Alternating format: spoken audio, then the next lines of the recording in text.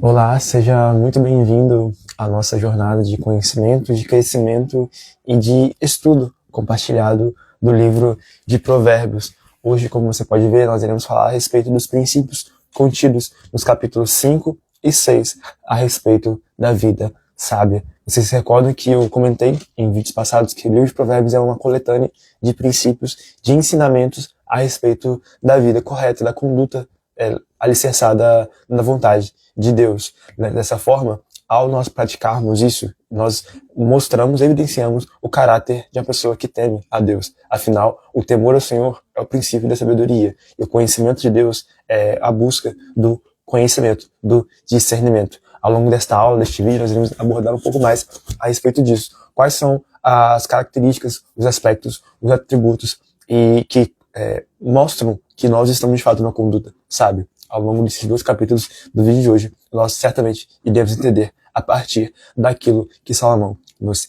escreve. Comecemos, portanto, com o capítulo 5, versículo 1 do livro de Provérbios. Meu filho, dê atenção à minha sabedoria, incline os ouvidos à minha inteligência, para que você conserve o discernimento e para que seus lábios guardem o conhecimento. Porque os lábios da mulher imoral destilam mel, e suas palavras são mais suaves do que o azeite. Mas o seu fim é amargo como fel, e cortante como uma espada de 2 gumes. Os seus pés descem para a morte, os seus passos conduzem ao inferno. Ela não faz plano a vereda da vida, anda errante nos seus caminhos e não o sabe. A primeira coisa que nós podemos ver aqui é a presença daquela estrutura que eu comentei com vocês a respeito do paralelismo. Davi aparentemente fala com Salomão a respeito de alguns conselhos para a vida com sabedoria. E ele vai falar aqui com diversas formas semelhantes, ao dizer que o filho dele, no caso Davi, no caso Salomão, deveria dar atenção à sabedoria e inclinar os ouvidos à inteligência. Esse também é um convite que todos nós devemos buscar, dar ouvidos, atenção à sabedoria e inclinar os nossos ouvidos à inteligência. Hoje que nossa atenção está cada vez sendo mais disputada por plataformas de streaming, por séries, por filmes, por aplicativos, é muito difícil nós conseguirmos focar em uma coisa apenas, na verdade. Tanto é que a palavra distração significa uma forma de tortura, onde as extremidades da pessoa são levadas para lugares diferentes. Quando eu leio, por exemplo, o livro A Única Coisa, de Gary Keller, Jake Papasan, eu vejo a importância de nós irmos na contramão daquilo que é falado mundo afora, a respeito de sermos distraídos. Na verdade, nós precisamos, como o próprio nome do livro diz, buscar a nossa única coisa, inclinar os nossos ouvidos a uma coisa apenas, dar atenção àquilo que realmente é importante. E nós sabemos, a partir dessa leitura, que a sabedoria, de fato, é a coisa principal. E uma das consequências de nós fazermos isso é aquilo que Davi fala com Salomão no versículo 2, que nós assim conservaremos o discernimento e os nossos lábios guardarão o conhecimento. Olha que coisa incrível. Ao nós darmos ouvidos à sabedoria e inclinar nossa inteligência a nossa atenção à inteligência, nós temos diversas bênçãos, e aqui está contida. Nós iremos conservar o discernimento, ou seja, nós iremos saber ter a capacidade de discernir, de entender as coisas que estão passando fora de nós e também dentro do nosso próprio interior, nosso coração. E também nós iremos saber guardar o conhecimento. Nossos lábios terão palavras sábias na hora certa, palavras com prudência na hora de falar cada coisa. E aparentemente essa frase seria uma introdução ao tópico principal dessa passagem, que é em relação ao adultério, em relação à importância da vida santa, da vida com propósito, da vida com princípios dentro da aliança matrimonial. E é isso que Davi fala com Salomão a respeito da mulher imoral e da pessoa adúltera. Então aqui nós vemos sobre a importância disso, né? De nós termos cuidado, termos prudência de não negociarmos o princípio, negligenciarmos o princípio tão importante da aliança matrimonial e de cairmos em adultério e cairmos no pecado, naquilo que afronta o propósito divino para a nossa vida em família. Versículo 7, nós continuaremos. E agora, meu filho, escute o que eu digo, não se desvie das palavras de minha boca. Afaste o seu caminho dessa mulher, não se aproxime da porta da casa dela, para que você não dê a outros a sua honra, nem a sua vida a homens cruéis, para que os estranhos não se fartem dos seus bens, e o fruto do seu trabalho não acabe em casa alheia. No fim da sua vida você ficará gemendo quando a sua carne e seu corpo se consumirem, Então você dirá, como foi que eu pude odiar o ensino? E por que meu coração desprezou a disciplina? Não escutei a voz que me ensinavam, nem dei ouvidos aos meus mestres. Quase caí em ruína completa, no meio da congregação reunida. Aqui nós vemos qual é o resultado, qual é a consequência de uma vida de pessoas que não guardam o conhecimento, de pessoas que não seguem o caminho da disciplina. O caminho é um caminho de dificuldade, um caminho de solidão, de afastamento e de fato uma situação difícil, porque quando nós, nesse caso, quebramos o princípio da santidade do matrimônio, de manter, de fato, o relacionamento com uma pessoa apenas, nós, como o próprio Salomão diz aqui, caímos em ruína completa. Nós ficamos nos arrependendo, ficamos em remorso, de acordo com a culpa daquilo que nós carregamos. Por isso que é importante nós, a cada vez que nós fazemos uma ação, nós pensarmos, isso que eu estou fazendo agora está permitindo, está contribuindo para que eu venha a ser a pessoa que eu quero ser no futuro, ou a pessoa que eu já sei que eu sou, ou isso está comprometendo o meu propósito. E assim, ao calcular o peso das nossas decisões, que é um atributo da vida prudente, nós seremos capazes, de fato, de evitar cair em pecados, cair naquilo que certamente vai nos impedir de desfrutar do nosso potencial. No versículo 15 está escrito: beba água da sua própria cisterna e das correntes do seu poço, porque você derramaria as suas fontes lá fora e seus ribeiros de água lá pelas praças. Que sejam para você somente e não para os estranhos que estão com você. Seja bendito o seu manancial e alegre-se com a mulher de sua mocidade, corça amorosa e gazela graciosa, que os seios dela saciem você em todo o tempo. Embriague-se com suas carícias, meu filho, porque você andaria cego atrás de uma estranha, e abraçaria os seios de outra, porque os caminhos do homem estão diante dos olhos do Senhor, e ele considera todas as suas veredas. Quanto ao ímpio, as suas iniquidades prenderão, e com as cordas dos seus pecados será detido. Ele morrerá pela falta de disciplina, e pelo excesso de sua loucura sai cambaleando por aí. Nós podemos ver, portanto, que o princípio norteador que deve basear a nossa vida, a nossa conduta, é aquilo que está contido no versículo 21, o entendimento de que o Senhor está em todo lugar. O versículo 21 vai dizer, porque os caminhos do homem estão diante dos olhos do Senhor, e ele considera todas as suas veredas. Quando nós entendemos na linguagem de Hebreus 11, 12, na verdade, que nós estamos rodeados de uma tão grande nuvem de testemunhas que quando nós estamos sozinhos, na verdade, nós não estamos com a nossa consciência, estamos com o próprio Deus presente em nós, nós podemos ter o maior peso, uma maior consciência de que aquilo que nós estamos fazendo agora, nós iremos colher os frutos no futuro. A importância, portanto, de nós entendermos aquilo que nós estamos fazendo agora, porque como o resultado de uma vida sem disciplina, de uma vida sem repreensão, é no versículo 23. A pessoa que vive de forma desregrada, de forma indisciplinada, ela morre por falta de sua disciplina e por excesso de sua loucura. Ela sai cambaleando. Neste caso, de forma principal, específica, esse capítulo 5 fala a respeito da santidade dentro do matrimônio, da pureza, do não cometimento do adultério, mas certamente, quando nós vamos ler, por exemplo, o capítulo 6, nós vemos que este mesmo princípio da consciência de que Deus está em todos os lugares, da importância da vida disciplinada, também norteia toda a nossa conduta em relação às decisões, seja no trabalho, seja na diligência, seja em nossa vida matrimonial, em todas as áreas, porque, de fato, essa é a base, é o alicerce para a vida com propósito, para a vida com princípios. Continuemos no capítulo 6, versículo 1, onde está escrito: meu filho, se você ficou por fiador do seu próximo e se comprometeu com um estranho, está enredado com as palavras de sua boca e ficou preso pelo que você falou.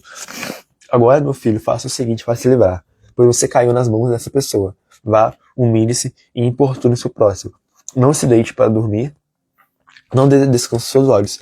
Livre-se como a gazela das mãos do caçador e como a ave nas mãos do passarinheiro.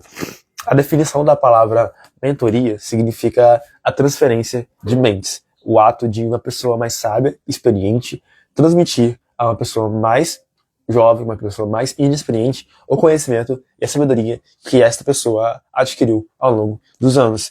Isso que Davi faz com Salomão é a definição clara de sabedoria e de mentoria, quando Davi vai falar para o seu filho aquilo que caracteriza uma vida com sentido, uma vida correta. Davi vai falar com Salomão nessa perícope, nessa passagem, nesse recorte que nós vemos aqui, sobre não ficar como fiador, não ficar como avalista, como uma pessoa que se compromete a pagar a dívida de outro se essa pessoa não fazer o pagamento. Isso é condicionar a uma coisa que você não é capaz de saber se essa pessoa irá capaz de irá realizar de fato a sua parte do seu compromisso. Portanto, Salomão nos escreve aqui sobre nós não confiarmos demasiadamente nos outros, ou de nós não depositarmos no outro uma confiança exacerbada, uma confiança que não corresponde àquela pessoa que tem um coração sábio, daquela pessoa que sabe que se ela hoje está fazendo um contrato de avalista, de fiador de alguém agora, isso pode virar contra ela no futuro. Isso pode trazer uma grande consequência. Portanto, a pessoa que passa por esse processo de mentoria, de transmissão, de transferência de mente, ela é capaz de entender quais são as armadilhas, talvez, as letrinhas miúdas dos contratos que ela assina e aquilo que ela não deve aceitar. Continuando no versículo 6. Agora nós vamos falar sobre a preguiça. Vá ter com a formiga, ó preguiçoso. Observe os caminhos dela e seja sábio. Não tendo ela chefe, nem oficial, nem comandante, no verão prepara sua comida e no tempo da colheita ajuda o seu mantimento. Ó preguiçoso, até quando vai ficar deitado? Quando se levantará do seu sono? Um pouco de sono, um breve cochilo, braços cruzados para descansar, e a sua pobreza virá como ladrão. A miséria atacará como um homem armado. Eu lembro que vocês já ouviram, já falei sobre isso antes, quando eu estava preparando para essa série de vídeos, eu li o livro de Steve Scott, Salomão, o homem mais rico que existiu. E um dos conceitos-chave que Scott entende ao ler os 31 capítulos de Provérbios de Salomão é que o conceito da diligência do trabalho, com esforço estratégico e sábio. Quando nós falamos a respeito de preguiça, é o exato oposto da pessoa diligente. É a pessoa indolente, apática, que precisa, como Salomão vai falar, ir com a formiga, ir observar o trabalho que animais talvez irracionais, que não têm chefia, que não têm liderança, realizam, porque elas também têm o instinto de fazer aquilo que deve ser feito. Então, se animais instintivos realizam coisas que precisam ser feitas, porque nós, que somos racionais, que somos dotados da razão, não iremos fazer aquilo que precisa ser feito. Esta é a advertência, esta é a exortação que Salomão faz aqui. A importância de nós sermos prudentes, de sermos diligentes, de fazermos aquilo que precisa ser feito. Porque como uma frase que você fala que crianças fazem aquilo que querem e adultos fazem aquilo que precisa ser feito. Pessoas maduras realizam o que deve ser feito, até quando for necessário, porque de fato é isso que caracteriza uma pessoa diligente e madura. Versículo 12. Perverso e vil é o que anda com a iniquidade na boca, pisca os olhos, arrasta os pés e faz sinais com os dedos. No seu coração há perversidade, está sempre planejando o mal e semeando discórdias.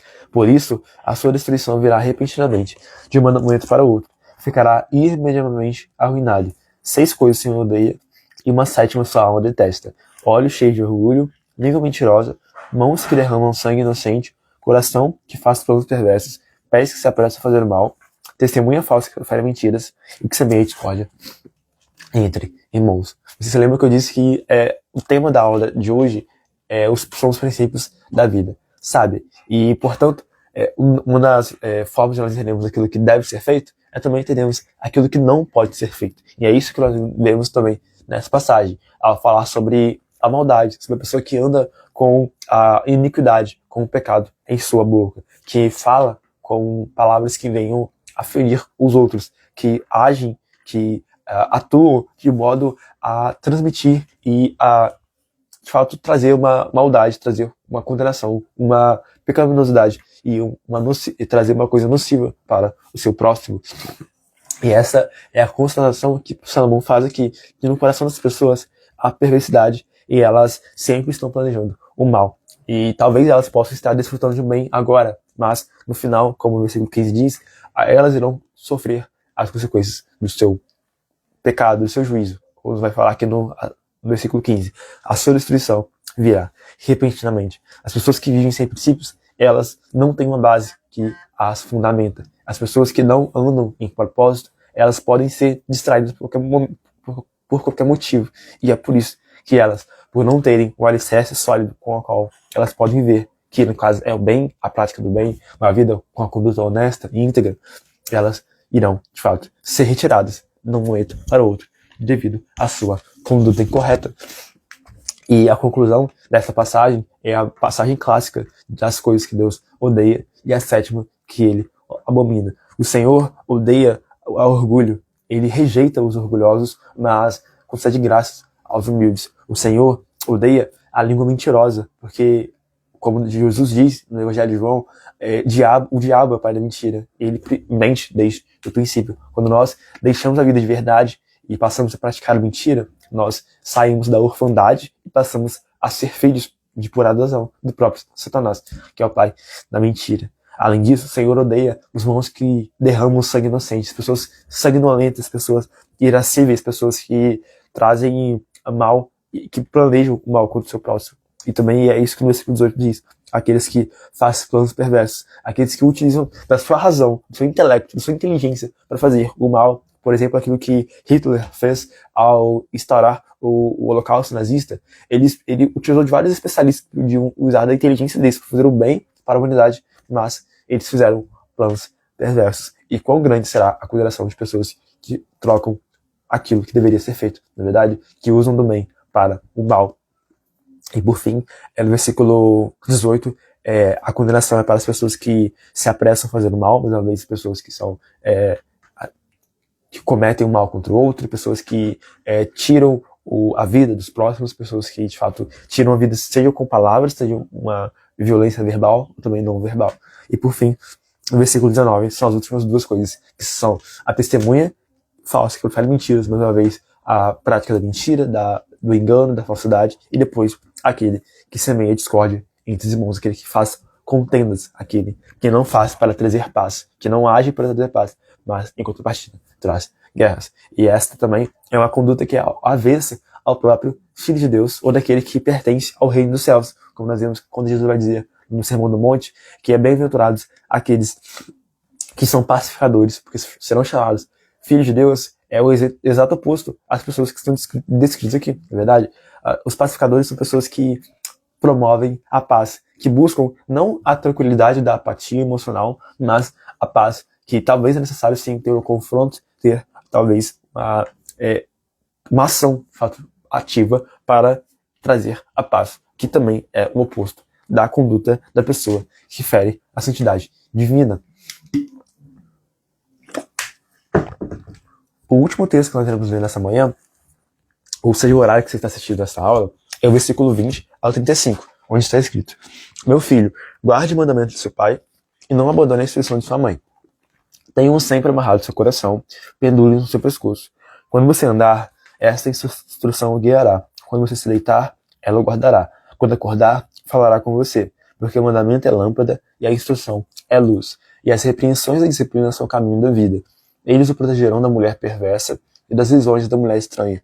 Não cobice no coração a sua formosura, nem se deixe seduzir pelo seu olhar. O máximo que se paga por uma prostituta é um pedaço de pão, mas a adúltera anda à caça de uma vida preciosa. Poderá alguém carregar fogo no colo sem que as suas roupas se incendeiem? Ou andará alguém sob brasas sem que seus pés se queimem? Assim será com que se aproximar da mulher do seu próximo. Não ficará sem castigo todo aquele que tocar nela. Não se despreze o ladrão quando faminto rouba para matar a fome, pois este, ao ser apanhado, pagará 7 vezes tanto, entregará todos os bens de sua casa. Quem comete adultério não tem juízo. Só mesmo quem quer arruinar-se é que pratica tal coisa. Achará açoites e desonra, e a sua vergonha nunca passará, porque o ciúme desperta o furor do marido. Ele não terá compaixão no dia da vingança, não se contentará com o resgate, nem aceitará presentes, ainda que sejam muitos.